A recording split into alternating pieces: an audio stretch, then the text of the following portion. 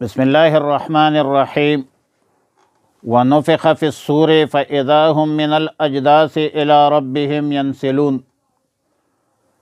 پارہ 23 سورہ یاسین، رکوع 4، آیت نمبر 51 تا 54۔ فاذا هم من الاجداث، اجداث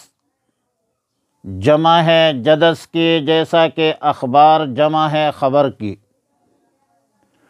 اور جدث کا معنی ہے قبر، اجداث کا معنی ہے قبور،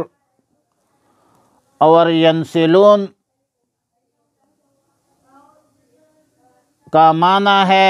تیز چلنا۔ نسلان سے مشتق ہے، جس طرح کہ دوسرے آیت میں ارشاد ربانی ہے یخرجون من الاجداث سراعا،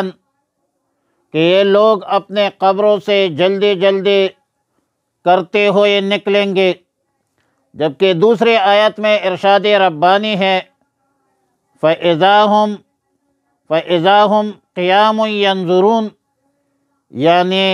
حشر کے وقت یہ لوگ اپنے قبروں سے اٹھ کر کھڑے دیکھتے رہیں گے۔ تینوں آیتوں میں منافات نہیں ہے، تینوں آیتیں ایک دوسرے کے منافی نہیں ہے، کیونکہ ابتداءً حیرت سے کھڑے ہو کر دیکھنے کا واقعہ ہے، بعد میں تیزی سے محشر کی طرف دوڑتے ہوں گے، جیسا کہ قرآن کریم سے ثابت ہے کہ فرشتے ان سب کو پکار کر میدان محشر میں لائیں گے، اور میدان محشر میں یہ کفار اپنی مرضی سے، اپنی خوشی سے نہیں آئیں گے، بلکہ ان کو جبراً لایا جائے گا، اور جبری طور پر ان کو لایا جائے گا۔ اگرچہ قبروں میں عذاب بھی ہوگی، وہاں کون سا آرام ہوگا، مگر قیامت کے عذاب کے مقابلے میں قبر کا عذاب جو ہے وہ کالعدم ہوگا۔ اس لیے کفار کہیں گے قالوا یا ویلنا من بعثنا من مرقدنا، کہ ہمیں کس نے قبروں سے نکال دیا، وہی رہتے تو اچھا ہوتا۔ اور تو فرشتے یا عام مومنین جواب دیں گے ھذا ما وعد الرحمن وصدق المرسلون، ھذا ما وعد الرحمن وصدق المرسلون، یعنی یہ وہی قیامت ہے جس کا وعدہ رحمان نے کیا تھا، اور رحمان کے رسولوں نے سچی خبر تمہیں سنائی تھی، جس پر تم نے دنیا میں توجہ ہی نہیں دی۔ بئی مقام اللہ تعالیٰ کی صفات میں سے لفظ رحمان کا صفت اختیار کیا، یعنی اس میں اشارہ ہے اس طرف کہ اللہ تعالیٰ نے تو اپنی رحمت سے تمہارے لیے اس عذاب سے بچنے کے لیے سامان تیار کیا تھا، دعوت دی تھی، ترغیب دی تھی۔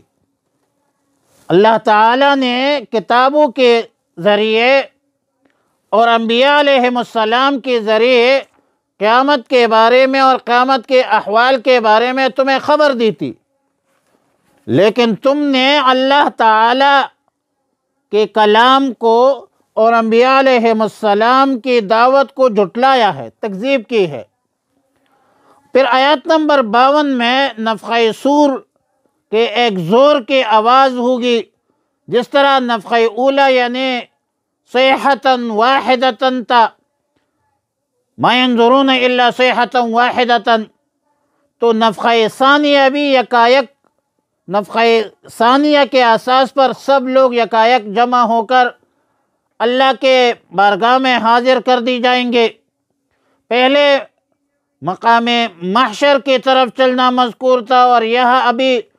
پہنچ کر جانا، چلنا، پہنچانا، جبرن ہوگا، قہرن ہوگا۔ اس طرح ارشاد ربانی ہے وجاءت کل نفس معها سائق، اور پھر آیت نمبر 53 میں روز قیامت کے عدل و انصاف کا ذکر ہے کہ بروز قیامت کسی شخص پر ذرا بھی ظلم نہیں ہوگا، اور ہر ایک شخص کو اس کے عمل کا جزا اور سزا دیا جائے گا، جو عدل و انصاف کا تقاضا ہے۔ فَمَن يَعْمَلْ مِثْقَالَ ذَرَّةٍ خَيْرًا يَرَهُ وَمَن يَعْمَلْ مِثْقَالَ ذَرَّةٍ شَرًّا يَرَهُ۔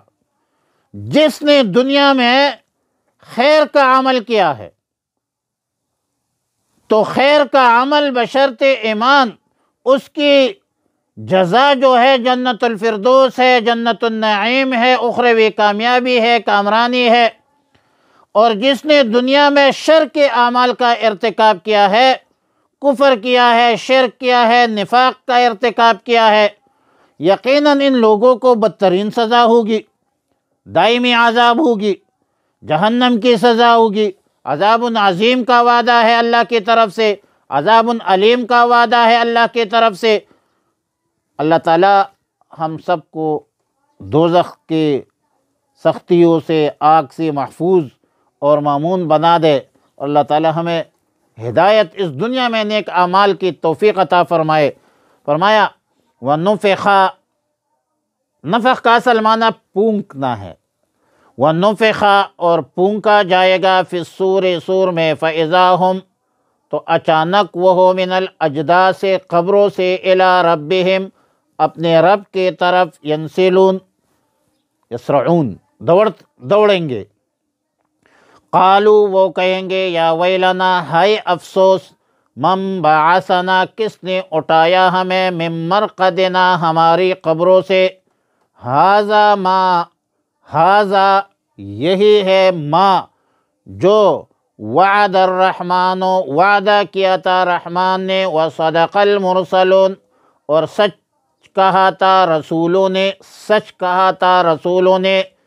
ان کانت الا صیحۃ واحدۃ، ان کانت، نہیں ہوگی وہ، الا، مگر، استثناء ہے، صیحۃ واحدۃ، زور کی ایک آواز، فَإِذَا هُمْ، تو اچانک وہ، جمیع لدینا، سب ہمارے سامنے، محضرون، حاضر کی جائیں گے۔ فَالْيَوْمَ لَا تُظْلَمُ نَفْسٌ شَيْئًا، پس آج کے دن ظلم نہیں کیا جائے گا کسی نفس پر بھی، شیئاً، کچھ بھی، شیئاً قلیل، ایک ذرہ برابر بھی۔ وَلَا تُجْزَوْنَ، اور بدلہ نہ دیا جائے گا تمہیں، الا ما کنتم تعملون، مگر وہی جو کچھ تم دنیا میں کرتے تھے اسی کا تمہیں بدلہ دیا جائے گا۔ اور اللہ رب العالمین کے ہاں عدل ہے، انصاف ہے، اللہ رب العالمین کا میزان عدل قائم ہوگا، اور اس کے مطابق ہر انسان کو اس کے عمل